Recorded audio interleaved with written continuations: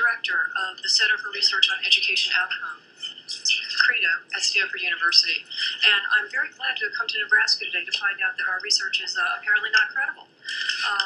Good to know. I would like to take the opportunity to just touch a little on our research, top-line results for you, and really try to bring instead a little bit of a wide-angle view about what I've learned about charter schools, studying them for the last 15 years. As other proponents have mentioned earlier this afternoon, the research that we've done at Stanford does indicate that for most students who are minority or in poverty or have multiple challenges, charter schools turn out to be a very good educational option for them. The amount of learning that happens in the space of 1 year is significantly higher in both reading and math. Nationally, across all charter schools, they have just now started to edge ahead of traditional public schools in overall performance.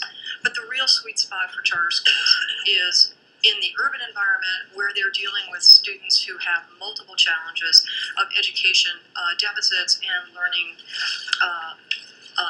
settings in traditional schools that have not served them well. What I'd like to do, though, is to really talk about what I think what a charter school policy is all about.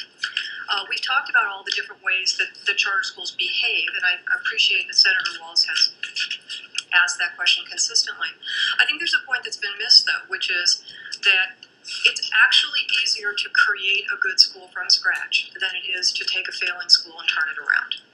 And the challenge that is being faced by failing, underperforming schools across the country is a daunting one. It's culture, it's embedded teaching practices, it's an attitude of discipline, and so on. With the kind of flexibility that charter schools are given, I think they can actually deliver a faster solution to the challenges of underperforming schools than you're going to get by serious long-term investment in trying to take failing schools and turn them around. The last point that I would make is that you are not choosing a policy that is going to be a 1 year or a 2 year or a 5 year proposition. And I really want you to think about this, because what you end up with in the charter policy framework is a mechanism by which you can repeatedly address by closing down bad schools and create over time an increasing population of higher performing schools. Think about taking a distribution and taking the left tail off, the bottom 5%, and closing them, replacing them with another school, give it a chance. Over time, the portfolio that you end up with is actually on a higher improvement trajectory than we see in traditional public schools. So with that, I'll stop. I have one clarification. We heard that the charter schools don't compare that well to public schools. But what you said was when you compare them to their environment in the urban area, they do quite well to those public schools. So in all of our research... Did you do a comparison of both? Yes, sir, we did. In all of our research, we take individual student-level data for children in charter schools, and we find kids who go to the traditional public schools those charter school students would have attended if they didn't go to a charter school. So we have an apples-to-apples comparison. And what we find is, across the country, all charter schools pulled together, they're a little bit better. But when we look deeply at urban charter schools in 41 cities across the United States, we found on average that performance was strikingly more positive for charter schools than they were for the traditional public students that looked like that. So what you're saying then is if you pinpoint where you place them, you can get more bang for your effort. Let me address it in a slightly different way. Basically what we said, but where schools are failing. Yes, exactly. So where I think location plays into it is that the particular groups of individuals who want to operate charter schools in those locations come in with a very deep focus on addressing the needs of highly underperforming students. They develop models that are particularly focused on that group of students, and they're very effective at it. The rest of the charter school populations are more varied in their focus, in their efforts, in their quality. I'm interrupt you, but to answer my question, but so in some states the charter schools are allowed to go anywhere. They're not restricted to just schools that need. There are only two states that allow charter schools that have geographic restrictions: Massachusetts and Missouri. That they can do it anywhere. Everybody else can go anywhere. Anywhere. But in Massachusetts, it's only in 2 cities, and in Kansas City and in Missouri, So it's 2. What Bill's trying to do is pinpoint them in areas where they're needing improvement. So Yep. statistics can lie when you compare a charter school to good public schools. It's hard for them to be better. School-to-school comparisons in this setting don't work. Yeah. All right. Thank you. Any other questions, Senator? Senator Roy, thank you. Thank you for coming today. I know you don't have this in front of you, but on page 9, Is it? it's a study sample. Yes, sir. Now, are these total private and public schools? What are these schools studied from? What does that mean? No, sir. The study that is being discussed here is a national study that was conducted in 2013 of 26 states plus the District of Columbia. Okay.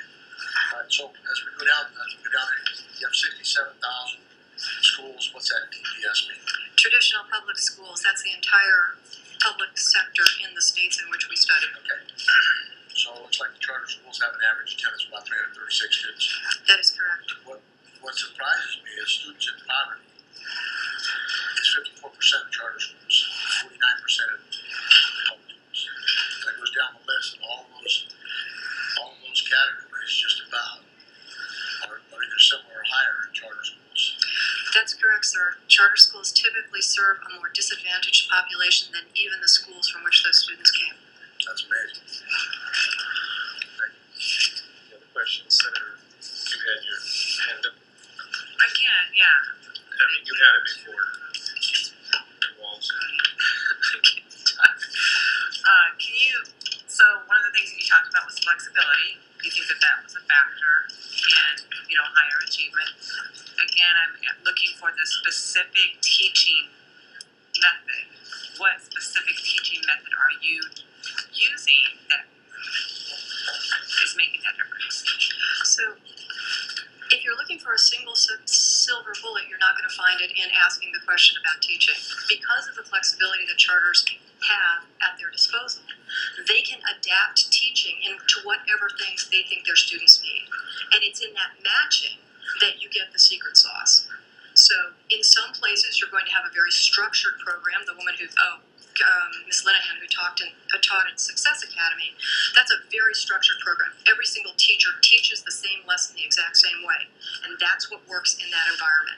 But right down the street, where you go to Harlem Village Academies, where Jason spoke about earlier, their needs are different. Those kids need a much more embracing environment, and so the idea that every single child has 3 mentors in their school is their model, where every single kid is touched every day by 4 adults, not physically touched, I mean educationally touched, every day by 4 kids.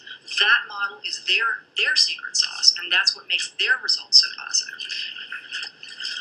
Okay. Linehan. Just, I know the CREDO study has been bounced around for years in kind of the school debates, but can you, for the record, just clarify who you are and your credentials and and Stanford?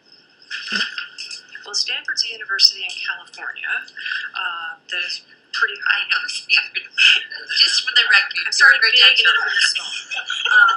I've heard of Stanford. Okay, Stanford University, the Center for Research on Education Outcomes, CREDO, is an independent research group that operates at Stanford University. We are full-time researchers. We do not teach undergraduates or graduates anymore.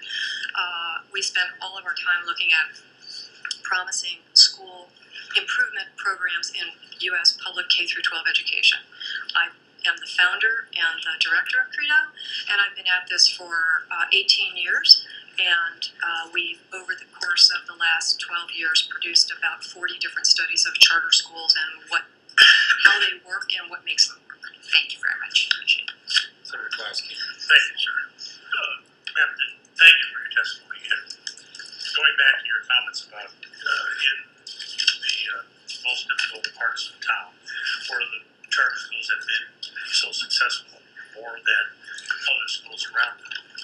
outside of that target zone, how are charters doing against all other schools when they're judged outside of those particular neighborhoods? That's an excellent question.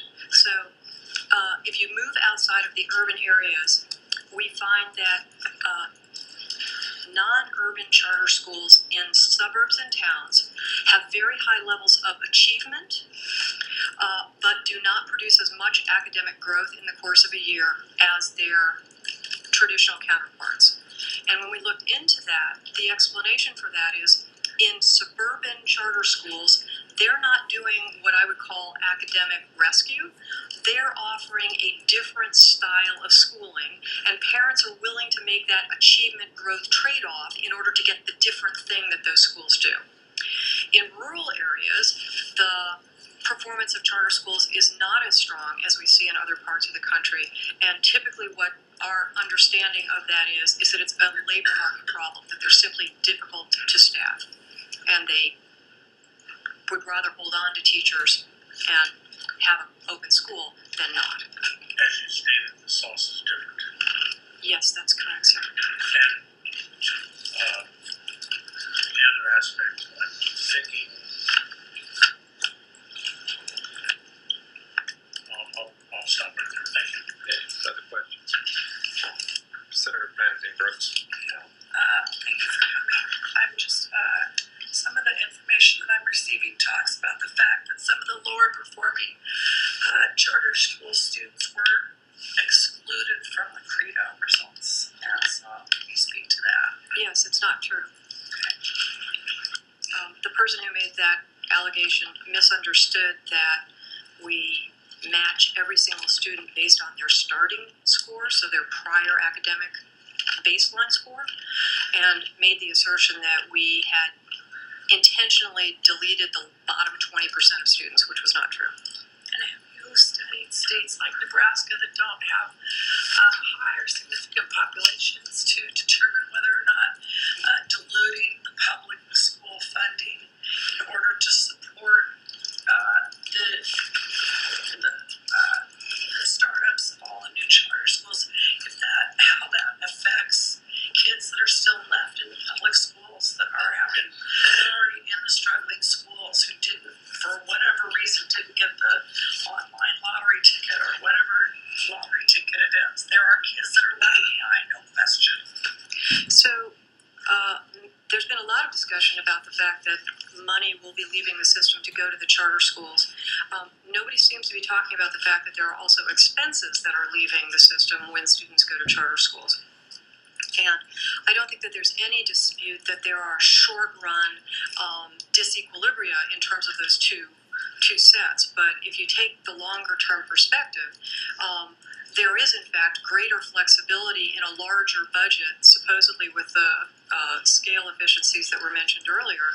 You can actually make more adjustments in a larger system to accommodate the out-migration of students. And in fact, Omaha has done that for years and years as other students have left the system to pursue other options. So it's not as though that knowledge is completely hidden. And that experience exists in schools now. They make adjustments in budgets all the time. Thank you. All right. You said you studied public education too, trends in public education. Yes, sir.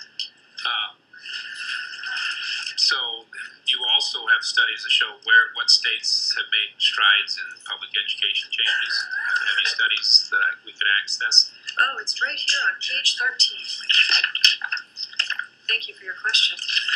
Yes, so What I'm saying is you're not biased towards charter schools. You just study education. that is correct. We actually are not pro-charter or anti-charter or pro-district or anti-district. What we do stand for is great schools for all kids. Thank you. About this. What? You're coming to testify as a proponent. Only because I didn't want to be here at 3 a.m. You can Actually, handle this particular bill I can support. I can support this bill and be a proponent of it because I do think that this is a well-crafted legislation.